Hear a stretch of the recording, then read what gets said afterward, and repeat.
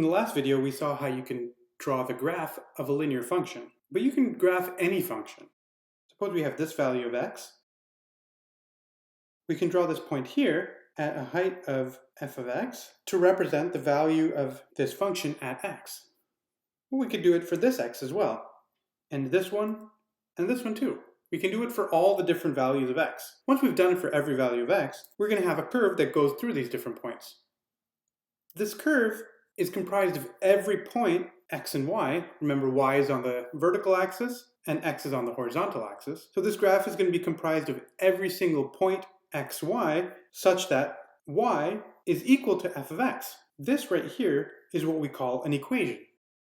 We use the word equation because we're equating what's on the left side to what's on the right side. But equations don't have to be as simple as that.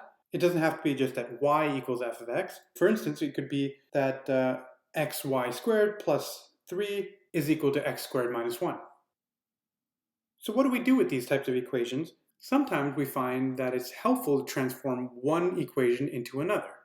And that's particularly so when we want to express one variable in terms of another. So in the first equation we saw, we wrote y equals f of x, so we can express y in terms of x. In the second equation, y wasn't expressed as a function of x. So we might want to manipulate the second equation into one that looks more like the first, so that we can take an equation that doesn't express y in terms of x and turn it into one that does. How do you manipulate these equations? What you can do is you can make any changes you want, but you have to do it the same way on both sides. Well, what do I mean by changes? What can you do? Well, you can add, you can subtract, you can multiply, divide, you can take an exponent or a root, you can do whatever, you can take a log. Let's take this example that we started with. Xy squared plus 3 equals x minus 1. And we want to manipulate this equation into something that expresses y as a function of x. So it looks like it's of the form y equals f of x. Remember, you can do whatever you want to this equation as long as you do it to both sides. So you can add, multiply, subtract, whatever. So we can subtract 3 from both sides. So the left side is xy squared plus 3 minus 3. And the right side is x minus 1 minus 3. So we're just doing the minus 3 on both sides. Well, this 3 and this minus 3 are going to cancel. We've got a plus 3 and a minus 3. So those cancel out. And when we have a minus 1 minus 3, we get minus 4. So we get xy squared equals x. And then we put together the minus 1 and the minus 3 to get a minus 4. So we've got ourselves a new equation. Xy squared equals x minus 4.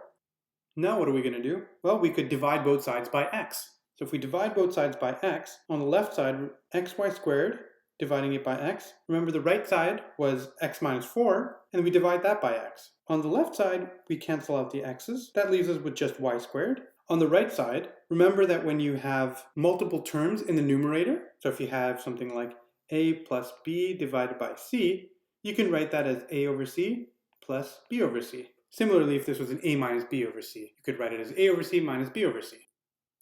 So here we've got x minus 4 over x, which is x divided by x minus 4 divided by x. Again, here the x and the x are going to cancel, so that becomes a 1 minus 4 divided by x. So we've turned this equation into this one. Remember, the goal is to express y as a function of x. So what could we do next? Well, we could take a square root on either side. If we take a square root on either side, we've got on the left side, remember we had y squared, so now we have the square root of y squared. On the right side, we had 1 minus 4 over x, so we have the square root of 1 minus 4 over x. The square root of y squared is just y. So now we've accomplished our task of expressing y as a function of x. So if we were to write f of x equals square root of 1 minus 4 divided by x, we now have an equation of the form y equals f of x.